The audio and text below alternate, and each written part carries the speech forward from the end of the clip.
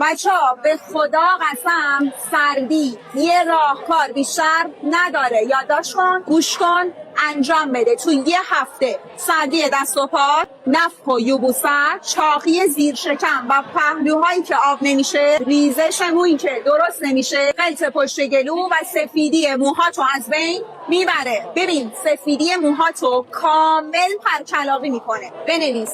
میری عطاری زنیان میگیری، اینو برمیداری میزنی دور نافت، سیادونه میگیری به عنوان خوراکی میذاری توی جیبت، روزی 5 تا دونه میخوری. وازلین رو میگیری با روغن سیادونه ترکیب میکنی میزنی کف پاهات. این شب تا صبح باید بمونه. توی یک هفته تمام سردی بدنت میره. ببین زندگیت شاداب میشه ها. یه نگران این که سردیت بشه MS و آلزایمرم نیستی. از اون قوی تر فرمول قدیمی ابو علی سیناست. خدا بیامرز میگفت این فرمول به قدری قویه که هر کی استفاده کنه سردیش 100% از بین میره تا 190% بدنت رو شاداب و پر انرژی میکنه. همه ی علائم های سردی رو هم کلا از بین میبره. دوستان کلاس خیلی طولانی شد. تمام این مطالب و ادامهش انتهای صفحه 109 هسته. افراد توی ویدیو هم کلمه شفا رو این زیر بفرستن، سری بیان توی دایرکت.